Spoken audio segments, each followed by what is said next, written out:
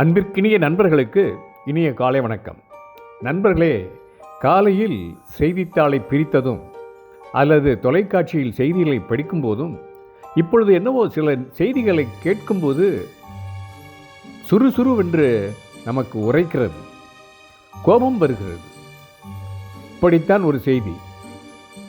டெல்லி உயர் நீதிமன்ற நீதிபதி யஷ்வந்த் சர்மா வீட்டில் நிகழ்ந்த அந்த தீ விபத்து, அதில் எரிந்தும் எரியாததுமாக கோடிக்கணக்கில் ரூபாய் நோட்டுகள் கைப்பற்றப்பட்டது. ஆனால் அவரோ தனக்கும் அதற்கும் சம்பந்தமே இல்லை என்று கூறுகிறார். இதையே ஒரு சாதாரண மனிதனின் வீட்டில் இவ்வளவு மதிப்புள்ள கரன்சி நோட்டுகள் கண்டுபிடித்திருந்தால், எனக்கும் அதற்கும் சம்பந்தமில்லை என்று அவன் சொல்லியிருந்தால் இந்த சட்டம் ஏற்றுக்கொண்டிருக்குமா? முதல் வேலையாக அவனை விசாரணை என்ற பெயரில் காவல் நிலையத்தில் கூட்டி வைத்து மிரட்டி உருட்டி உண்மையை வரவழைப்பார்களா இல்லையா? சட்டத்தின் முன்னே அனைவரும் சமமா இல்லையா? அதெல்லாம் வெறும் வாய் வார்த்தை தானா? ஒரு நீதிபதிக்கு மட்டும் என்ன அப்படி ஒரு பாதுகாப்பு என்று தெரியவில்லை. அடுத்து இந்த விவகாரம் சர்ச்சையை ஏற்படுத்தியவுடன் அந்த நீதிபதி தனக்கு எதிராக சதி செய்யப்படுகிறது என்று கூறுகிறார் பாருங்கள். அது எவ்வளவு பெரிய வேடிக்கை! அனைத்து விதமான பாதுகாப்பு உள்ள ஒரு நீதிபதிக்கு எதிராக சதித்திட்டம் தீட்டுவதற்கு யார் இருக்கிறார்கள் தெரியவில்லை. எனக்கு தெரியாது என்று சொன்னால் கூட பரவாயில்லை, தனக்கு எதிராக சதித்திட்டம் தீட்டுகிறார்கள் என்று சொல்லுவது எவ்வளவு பெரிய அபத்தம் பாருங்கள்.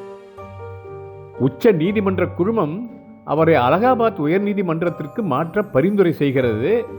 இதை எதிர்த்து அலகாபாத் வக்கீல்கள் தங்கள் நீதிமன்றம் என்ன குப்பை தொட்டியா என்று கேட்டு தொடர்ந்து போராட்டத்தில் ஈடுபடுகிறார்கள்.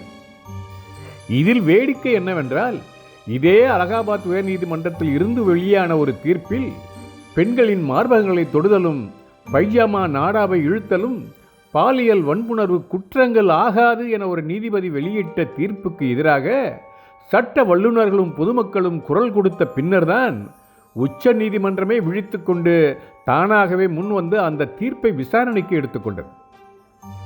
மத்திய அரசு இப்போது இந்த வழக்கை பரிசீலித்து வருவதால் மாற்றத்திற்கான முடிவு விரைவில் வெளியாகும் என்று சொல்கிறார்கள். உச்ச நீதிமன்றத்தால் கூட தன்னுடைய உத்தரவுகளை அமல்படுத்த முடியவில்லை என்பது மிக வேதனையான விஷயம் அல்லவா?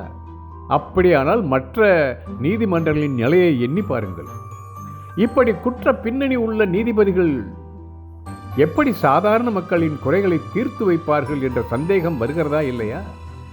மான ரோஷம் இருந்தால் உடனே தன்னுடைய பதவியை விட்டு விலகி நின்று முழு மனதுடன் விசாரணையை ஏற்றுக்கொண்டால் தானே அவனை உத்தம மனிதனாக கருத முடியும். அவர்தானே ஒரு உயர்ந்தபட்ச நீதிபதி என்ற பதவிக்கு தகுதியானவர். ஏதோ இந்த சாமானியின் குரல் உங்களுக்கு எப்படி இருக்கிறது என்று தெரியவில்லை.